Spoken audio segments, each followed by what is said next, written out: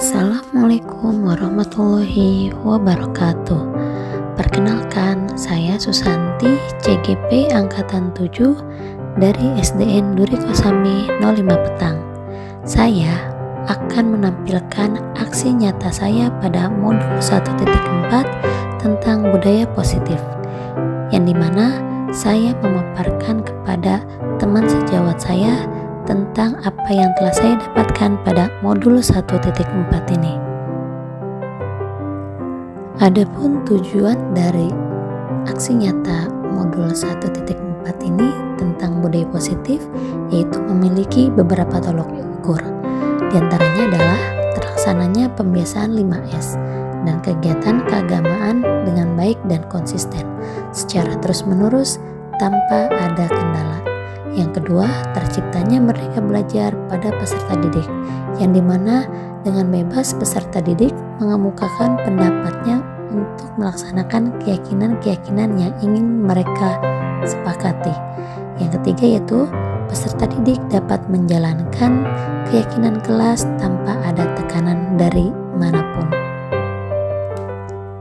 Lini masa tindakan yang akan dilakukan sebelum melakukan aksi nyata.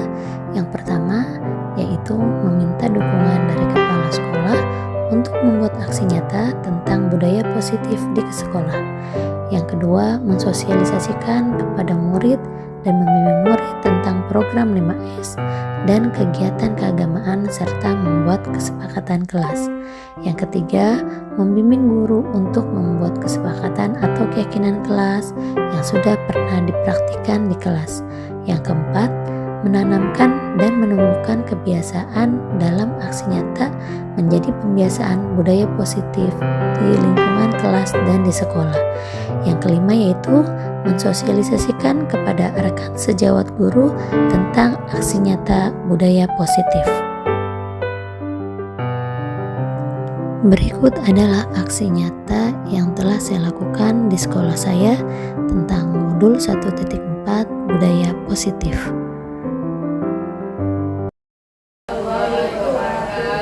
Sebelumnya saya ucapkan terima kasih kepada Ibu Kepala Sekolah SD Duri Kosambi 05, Ibu Ratna Nurhadiana, yang telah mengizinkan saya untuk menyampaikan tugas guru penggerak angkatan 7. Dan terima kasih pula kepada Bapak Ibu guru yang telah meluangkan waktunya untuk mengikuti paparan saya ini. Di sini saya akan memaparkan tugas aksi nyata saya sebagai calon guru penggerak angkatan 7, yaitu budaya positif. Nah, bagaimana filosofi Ki Hajar Dewantara, yaitu tujuan pendidikan, tugas kita sebagai guru adalah menuntun. Kita sebagai guru menuntun peserta didik kita untuk mengarahkan ke arah yang lebih baik untuk mencapai kebahagiaannya. Nah, selain itu juga ada nilai-nilai guru penggerak. Nah, 5 ini nilai guru penggerak. Setelah itu juga kita ada visi dan misi kita sebagai guru penggerak. Dalam menyatukan visi misi guru penggerak, kita harus mencapai ini, yaitu budaya positif di sekolah. Nah, bagaimana budaya positif ini akan bisa terjadi? Nah, kita juga harus bisa menerapkan segitiga restitusi. Nah, jika ini sudah terjadi, maka upaya perubahan pendidikan Indonesia akan tercapai. Nah, kita sudah mengetahui ya, Bapak Ibu, profil pelajar Pancasila ini yang selalu didengung-dengungkan di kurikulum Merdeka, yaitu ada beriman dan bertakwa kepada Tuhan Yang Maha Esa dan berakhlak mulia. Lalu yang kedua, berkebinekaan global. Yang ketiga, gotong royong. Keempat, mandiri. Kelima, kreatif. Dan keenam, bernalar kritis. Pastinya Bapak Ibu sudah hafal benar dengan 6 dimensi ini pada kurikulum Merdeka. Nah, di sini adalah disiplin pendidik. Disiplin ini memiliki tujuan, yaitu pertama, agar kita teratur. Lalu yang kedua, agar kita bisa mengikuti tata tertib. Dan yang ketiga itu kepatuhan kepada peraturan.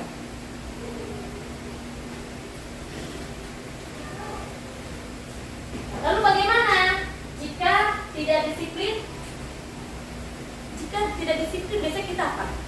Memberikan hukuman. Nah, ternyata memberikan hukuman itu tidak tepat. Jika kita memberikan hukuman pada peserta didik kita, kepada murid kita, ternyata adalah jalan yang kurang tepat. Lalu bagaimana? Yang lebih baik bagaimana selain kita memberikan hukuman? Nah, di sini disiplin. Seseorang yang memiliki disiplin diri berarti mereka bisa bertanggung jawab terhadap apa yang dilakukannya karena mereka mendasarkan tindakan mereka pada nilai-nilai kebajikan. Jika kita disiplin, pasti mereka mendahulukan nilai-nilai kebajikan. Lalu, di sini juga sebagai pendidik, tujuan kita adalah menciptakan anak-anak yang memiliki disiplin diri sehingga mereka bisa berperilaku dengan mengacu pada nilai-nilai kebajikan yang universal, yang luas. Nah, di sini ada profil pelajar Pancasila yang sudah tadi disebutkan, yaitu contoh nilai kebajikan. Yaitu di sini ada program yang namanya PYP.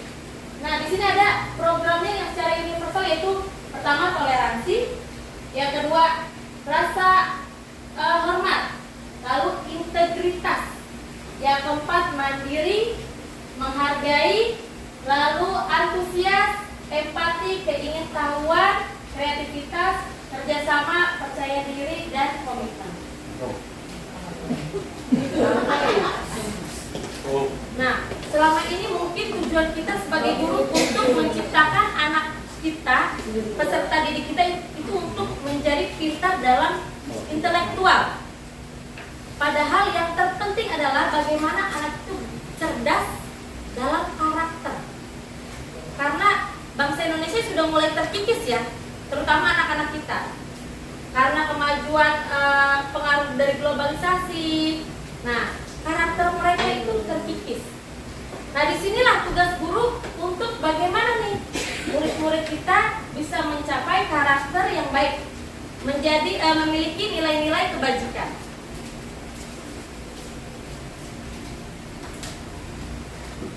Nah, di sini melakukan disiplin positif, yaitu salah satunya dengan membuat keyakinan kelas atau yang biasa kita kenal membuat kesepakatan kelas. Kalau dulu mungkin ya zaman kita yaitu kita punya peraturan tata tertib di kelas. Tata tertib kelas itu yang membuat siapa? Guru. Murid mau tidak mau harus mengikuti dan mau mentaati peraturan tersebut. Nah, sedangkan untuk sekarang kita harus membuat keyakinan kelas. Keyakinan kelas itu dibuat oleh semua warga, tidak hanya guru, tapi juga kita berkesempatan anak didik kita untuk berpendapat, curah pendapat. Apa sih yang harus kita lakukan jika di kelas kita belajar agar terciptanya suasana yang kondusif? Nah, anak yang mengutarakan pendapatnya. Itulah perbedaan tata tertib kelas dengan keyakinan kelas. Jika tata tertib kelas yang buat siapa? Guru. Nah, jika keyakinan kelas atau kesepakatan kelas yang biasa kita tahu, yang membuat adalah semua warga kelas, baik guru maupun murid. Nah, melakukan budaya positif. Nah, membuat budaya kelas. Nah, lalu adanya motivasi untuk melakukan. Jika keyakinan kelas itu dibuat oleh peserta didik, maka mereka termotivasi untuk melakukannya. Tidak terpaksa. Mereka konsekuen. Oh, saya yang membuat peraturan ini, saya yang membuat keyakinan ini, saya membuat kesepakatan ini, berarti saya harus melakukan. Karena itu yang saya buat.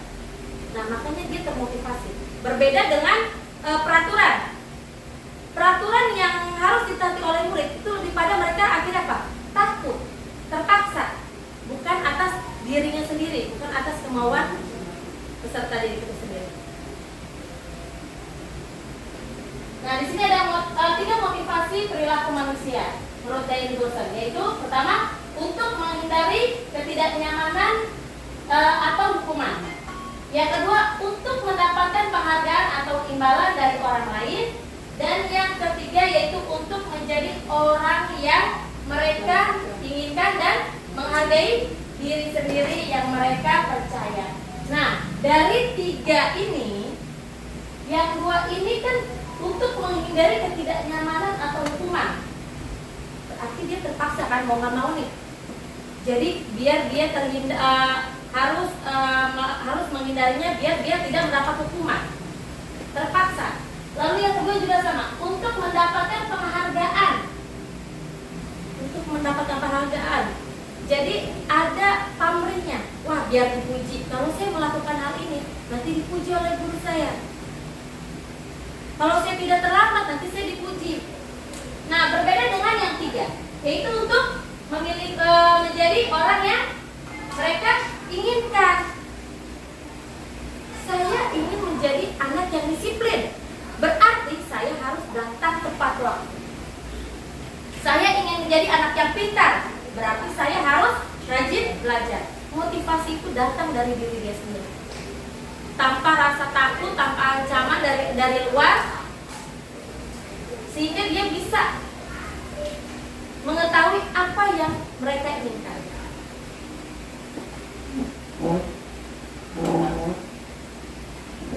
Nah, dari motivasi yang dimiliki manusia, kita harus menyadari bahwa setiap manusia memiliki kebutuhan dalam hidupnya.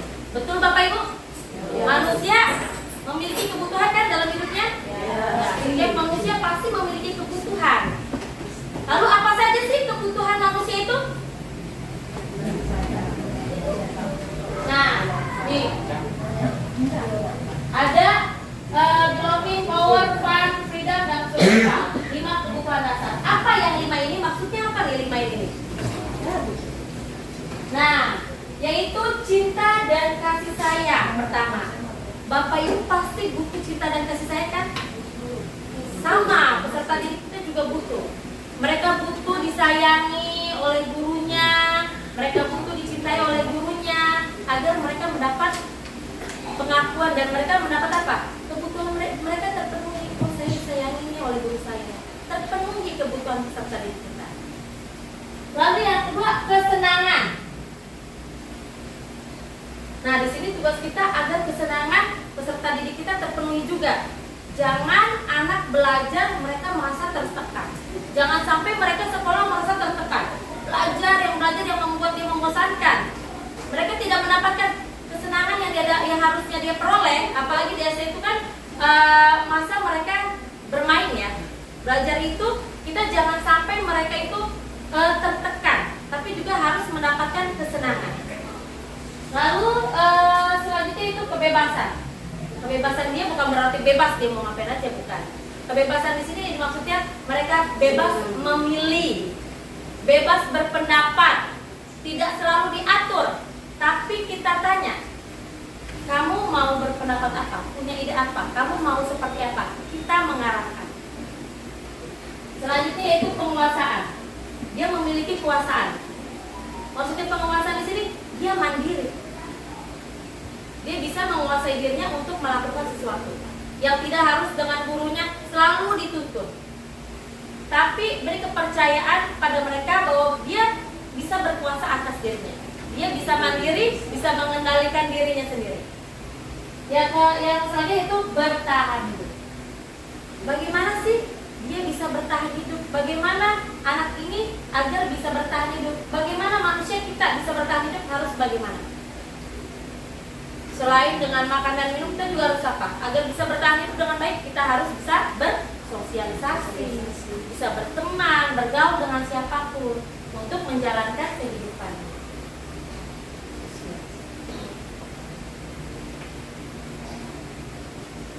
Nah, dalam memenuhi kebutuhan hidup dan hal-hal yang tidak disadari dan merugikan orang lain, yaitu bisa menimbulkan masalah. Lalu juga menjadi tidak disiplin. Ya, jika kita tidak tahu nih atau tidak terpenuhi kebutuhan kita, maka apa yang terjadi? Masalah, ya kan? Anak jika tidak terpenuhi kasih sayangnya, dia akan berontak nggak? Berontak, sama seperti kita. Lalu apa juga? apalagi akan tidak disiplin karena apa yang dia butuhkan tidak tercapai. Jadi dia akan melakukan hal-hal yang tidak disiplin.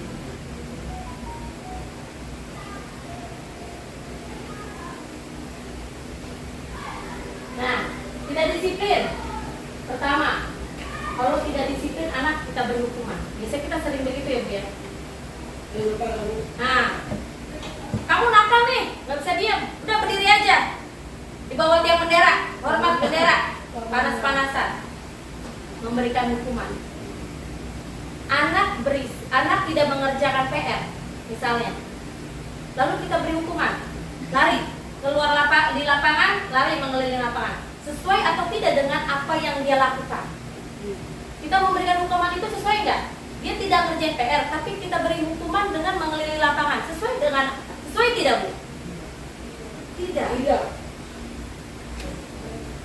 Nah, lalu dengan cara apa kita bisa memperingatkan dia selain dengan memberi hukuman?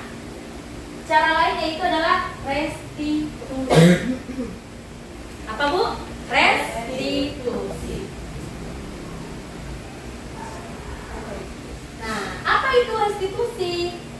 Nah, restitusi adalah proses menciptakan kondisi murid untuk memperbaiki kesalahan. Bagaimana anak itu bisa mengetahui kesalahannya dan dia bisa memperbaiki, bukan menebus kesalahan, tapi memperbaiki kesalahan yang telah dia perbuat. Lalu, ketika murid berbuat salah, guru menanggapi dengan cara memungkinkan murid untuk memperbaiki kesalahan mereka. Jadi mereka sadar, oh saya salah ya Bu ya, berarti saya harus memperbaiki diri saya. Tapi kalau kita memberi hukuman, misalnya, lari kamu ke lapangan, lalu apa yang terjadi pada anak? Dia malu nggak? Dilihat oleh satu sekolah. Dia bukannya memperbaiki kesalahannya, tapi yang ada Pak, bisa jadi anak itu trauma atau down, malah di hatinya tuh bisa jadi dendam, memberontak seperti itu. Nah, restitusi bukan menebus kesalahan, tetapi belajar dari kesalahan. Belajar dari kesalahan, bukan menebus kesalahan ya. Lalu memperbaiki hubungan. Yang tadinya misalnya dia berbuat salah kepada gurunya, ditegur sama gurunya misalnya, dia marah, kesal. Nah, dengan restitusi hubungan guru dengan murid malah dekat, karena kita mengajak dia untuk menyadari, oh kesalahan kamu itu ini, kamu harus memperbaiki. Jadi memperbaiki hubungan antara guru dengan murid. Lalu juga tawaran, bukan paksaan. Misalnya, yang tadi anak tidak mengerjakan PR, kita tidak memaksa dia, kamu lari di lapangan ya, Nak ya, karena kamu tidak mengerjakan PR. Kita tawarkan, Nak, mengapa kamu tidak mengerjakan PR? Salah atau tidak kamu mengerjakan PR? Nah, lalu apa cara kamu untuk memperbaiki kesalahan kamu jika kamu tidak mengerjakan PR? Apa yang harusnya kamu lakukan? Kita beri penawaran seperti itu. Lalu juga menuntun melihat ke dalam diri. Nah, berarti dia melihat nih, kita mengajak anak untuk dia menyadari, oh ternyata saya salah ya, harusnya saya tidak seperti ini. Kita menuntun, bukan menjudge. Kamu tuh anak, kamu tuh begini ya, bandel. Nah, itu kan menjudge. Kita menuntun dia untuk menyadari bahwa dirinya itu perlu perbaikan. Lalu juga mencari kebutuhan dasar yang menjadi tindakan. Oh, setelah kita bertanya dengan murid yang berbuat kesalahan, kita mencari, oh ternyata kebutuhan anak ini dia butuh perhatian. Terkadang banyak ya, anak itu membuat masalah bukan karena dia nakal, ternyata dia hanya butuh perhatian. Mungkin dia di rumah itu kurang perhatian dari orang tua, karena orang tuanya mungkin sibuk bekerja. Jadi dia di sekolah mencari perhatian ini. Lalu juga Lalu juga fokus pada karakter. Nah, kita di sini fokus pada karakter. Kita memperbaiki karakter siswa. Kalau dia membuat kesalahan, berarti karakter mana yang harus kita perbaiki? Lalu juga menguatkan. Kita menguatkan. Kita memberikan motivasi pada anak bahwa kamu pasti bisa. Kamu bisa menjadi lebih baik. Kamu tidak bodoh kok. Kamu harus lebih giat belajar biar kamu bisa. Nah, seperti itu. Fokus pada solusi. Jadi kita menawarkan solusi juga. Nah, sebaiknya kamu biar tidak terlambat, jangan begadang malamnya. Atau kamu tidur lebih awal, jangan main HP. Nah, bangun lebih awal, jadi kamu tidak terlambat. Lalu juga mengembalikan murid yang berbuat salah pada kelompoknya. Biasanya kalau anak yang berbuat salah lalu guru menghukumnya, dia jadi malu, minder. Nah, disinilah tugas kita nih, untuk bagaimana restitusi tersebut bisa mengembalikan anak ke kelompoknya. Jadi kita kan tidak menjudge dia, tidak menghukum dia, tapi kita tetap mengembalikan kepercayaan dirinya sehingga dia bisa kembali ke kelompoknya. Nah, ini adalah hukuman dan restitusi. Bedanya apa ya? Hukuman dan restitusi. Hukuman itu murid atau anak belajar menyembunyikan kesalahan. Nah, kalau dia misalnya takut hukuman, berarti dia menyembunyikan. Jangan sampai nih ketahuan gurunya. Ntar kalau ketahuan nanti saya dihukum. Wah, dia belum ngerjain PR. Takut dihukum, gurunya akhirnya apa? Dia nyontek punya temen yang kerjain. Nah, menyembunyikan. Ya, harusnya kan di rumah, tapi akhirnya dia karena belum ngerjain di rumah, di sekolah dia buru-buru nyontek temennya biar nggak ketahuan nih, sembunyikan kesalahannya. Nah, sedangkan restitusi, anak itu belajar memecahkan masalah. Oh, masalah saya di sini. Saya tuh nggak ngerjain PR. Berarti saya harus lebih teliti lagi agar saya selalu ingat bahwa ada PR yang harus saya kerjakan.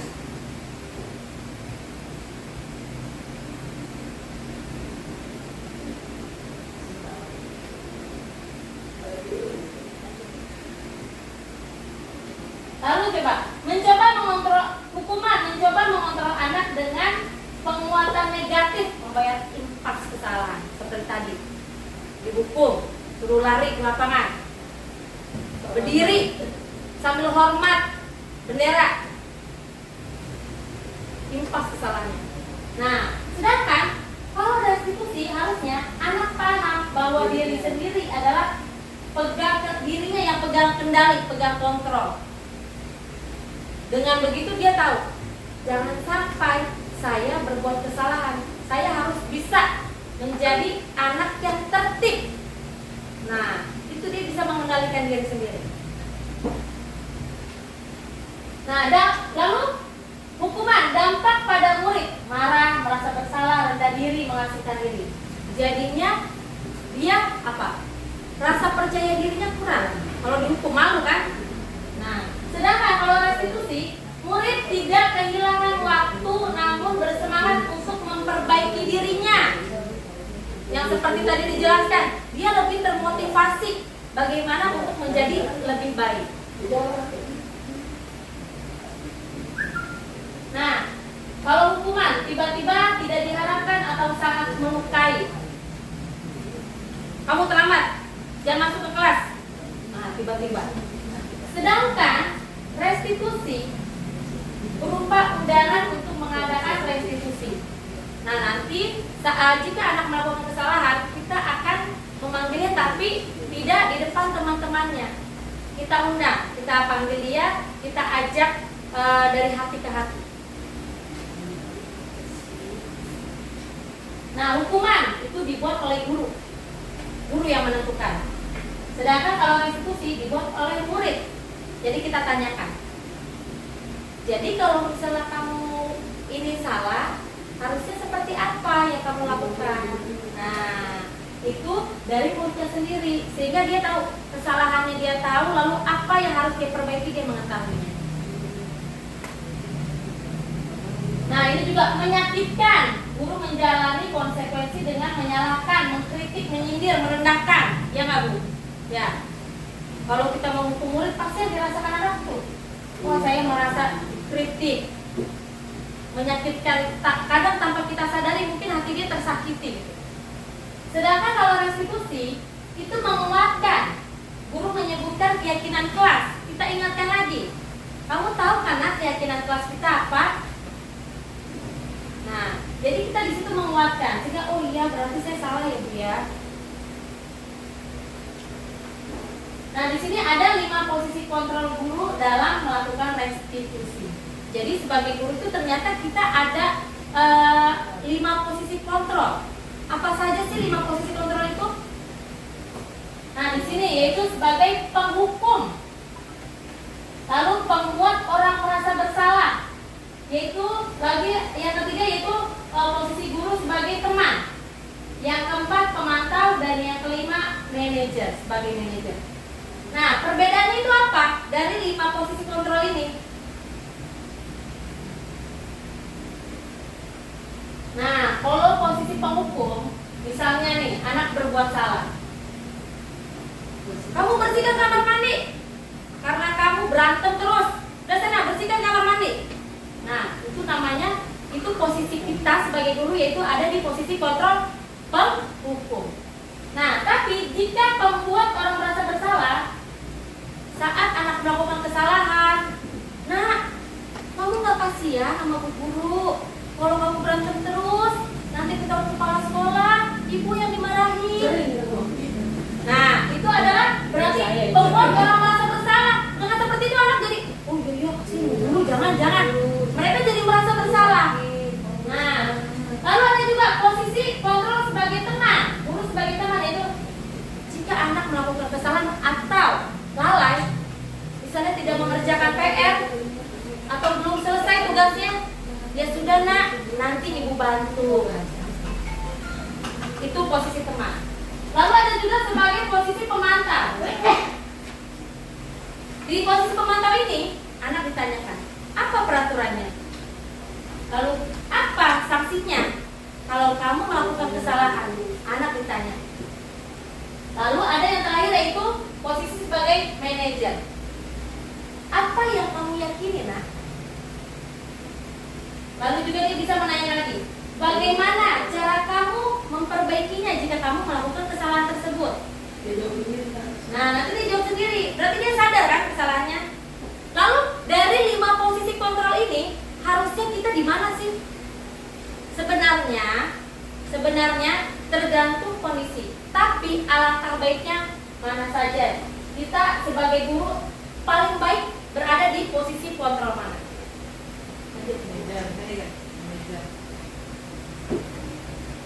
Nah, penghukumkah? Pembuat orang merasa bersalah? Teman? Pemantau atau manajer? Kemana Bu?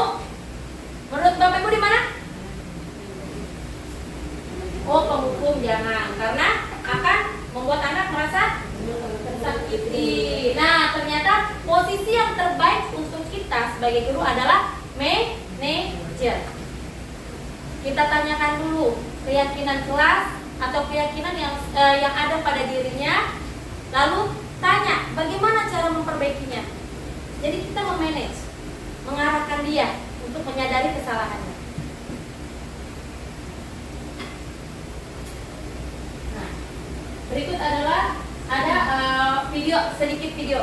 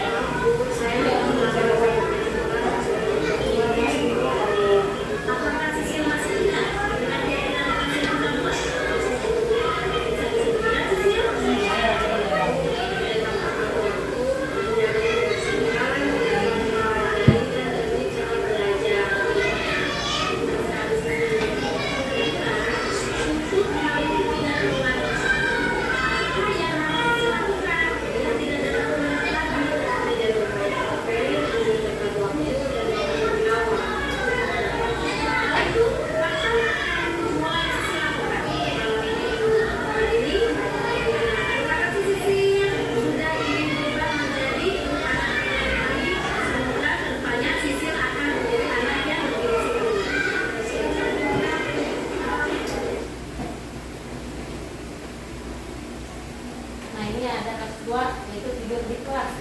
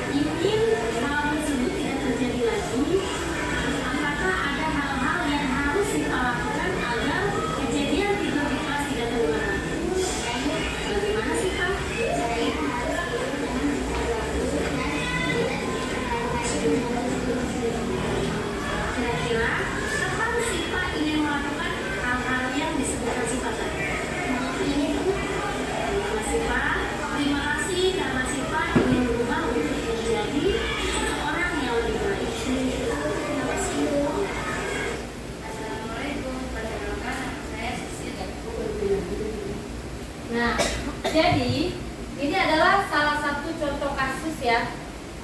Misalnya anak itu membuat kesalahan. Yang pertama yaitu kita harus menstabilkan identitas. Kita tanyakan dulu, validasi tindakan yang salah. Kita tanyakan, kenapa kamu tertidur? Bukan kita, kamu tidur, ibu lagi tenangin kamu tidur. Tapi kita, iya, karena banyak ya murid kita lagi terangin, asik ternyata dia tidur. Seperti kita meninabobokan dia. Iya. Nah, di sini kita validasi tindakan yang salah dulu. Kita tanyakan, mengapa kamu tertidur? Karena kesalahannya apa? Tertidur. Tapi di sini kita bukan menyalahkan kamu tidur. Dasarnya tidur mulu, bukan. Tapi kita tanyakan dulu, kenapa kamu tertidur? Nah, setelah itu kita ingatkan lagi. Kamu ingat dengan keyakinan kelas yang kita buat? Nah, karena dia tahu keyakinan kelas yang dibuat itu adalah keyakinan kelas yang dibuatnya yaitu mengikuti pelajaran dengan baik. Kalau anak mengikuti pelajaran tidur, berarti dia tidak mengikuti atau tidak melakukan sesuai dengan keyakinan kelas. Nah, lalu selanjutnya yaitu menstabilkan identitas. Saat dia sudah mengetahui kesalahannya, kita menanyakan keyakinan kelasnya, lalu kita menstabilkan identitas. Lalu bagaimana? Apa tindakan kamu jika kamu agar hal tersebut tidak terulang lagi? Kita menstabilkan identitasnya. Kita menguatkan dia. Dia jadi tahu apa yang harus dia perbuat. Seperti itu Bapak Ibu. Nah, jika ini semua sudah nih, siswa melakukan kesalahan, nah kita harus mengambil posisi kita sebagai guru, 5 posisi kontrol ini. Nah, lalu juga kita lakukan segitiga restitusi. Seperti video tadi yang sudah saya tayangkan, yang pertama yaitu validasi tindakan kelas, yaitu yang kedua menanyakan keyakinan kelas, dan yang ketiga yaitu menstabilkan identitas. Setelah itu tanyakan keyakinan kelas, ingatkan kembali untuk menguatkan mereka. Tanyakan kembali apa keyakinan kelasnya. Nah, jika semua ini sudah kita lakukan, semoga dan insya Allah dan pasti kita akan tercapai semua kebutuhan peserta didik kita, kebutuhan manusia. Nah, ini adalah keyakinan kelas. Yang pertama yaitu keyakinan kelas itu bersifat lebih abstrak. Kalau peraturan itu kan biasanya lebih rinci ya Bu ya, maksudnya lebih detail. Datang ke sekolah tepat waktu misalnya. Nah, untuk di keyakinan kelas itu lebih abstrak. Siswa harus tertib dalam mengikuti belajar. Tertib di sini berarti apa? Dia tidak boleh berisik, jangan tidak tidur, tidak ngobrol. Nah, itu berarti lebih abstrak. Yang kedua itu keyakinan kelas berupa pernyataan-pernyataan yang universal, menyeluruh, yang seperti untuk semuanya, bukan hanya untuk guru saja, bukan hanya untuk peserta didik saja, tapi untuk guru juga. Nah, yang ketiga pernyataan keyakinan kelas senantiasa dibuat dalam bentuk kalimat yang positif. Misalnya, jangan buang sampah sembarangan. Itu berarti kan pernyataannya negatif ya, jangan. Kita ganti, buanglah sampah pada tempatnya. Yang keenam yaitu keyakinan kelas hendaknya tidak terlalu banyak. Jangan terlalu banyak Bu. Kita aja kalau banyak peraturan pusing kan ya. Jadi jangan terlalu banyak. Buatlah tidak perlu banyak, 3 sampai 5 atau 3 sampai 7. Yang penting anak itu ingat keyakinan kelasnya. Jadi dia bisa melakukannya dengan baik. Yang kelima, keyakinan kelas sebaiknya sesuatu yang dapat diterapkan di lingkungan tersebut. Jadi tidak meluas kemana-mana. Kira-kira ya di lingkungan sekolah kita buat keyakinannya yang di lingkungan sekolah. Tidak perlu yang meluas sampai ke lingkungan masyarakat. Yang keenam, semua warga kelas hendaknya ikut kontribusi dalam pembuatan keyakinan kelas lewat kegiatan curah pendapat. Yaitu tadi yang sudah saya jelaskan, semuanya mencurahkan, semuanya dilibatkan. Jadi bukan hanya guru saja. Keyakinan kelas ini dibuat oleh semua peserta didik dan guru. Kalau misalnya untuk di sekolah mungkin dilibatkan juga untuk penjaga sekolah juga dilibatkan. Dan yang terakhir itu bersedia meninjau kembali keyakinan kelas dari waktu ke waktu. Kita lihat mana keyakinan kelas yang ternyata belum banyak yang belum melakukannya.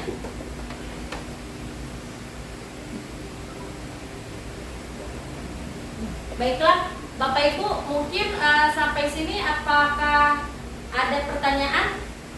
Pas.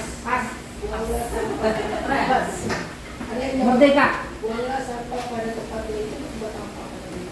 Kalau nggak ada jangannya dia letak.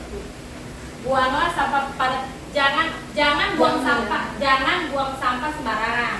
Nah, kita lebih menguatkan lagi, buanglah sampah pada tempatnya. Jadi bukan kalimat-kalimat yang negatif. Misalnya, jangan berisik saat belajar, tapi kita ganti, belajarlah dengan tertib. Nah, itu kan hal-hal yang positif. Hal yang positif itu jadi bisa memotivasi dia, bisa menguatkan mereka. Ada pertanyaan? Pas. Baiklah, Bapak Ibu, terima kasih banyak atas waktunya telah memberikan kesempatan pada saya dalam menyelesaikan tugas CGP saya.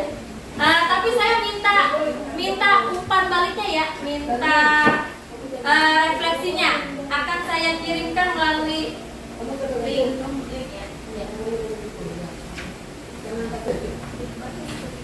Saya minta umpan baliknya tentang aksi nyata yang sudah saya paparkan tadi.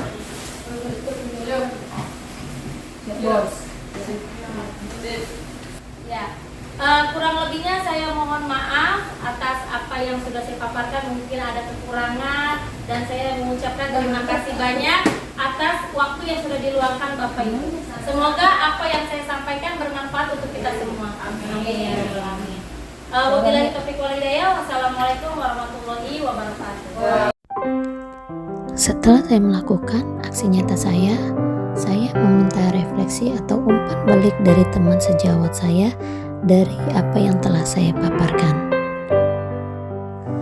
Berikut adalah umpan balik dari teman sejawat yang saya kirimkan melalui link Padlet yang telah saya buat.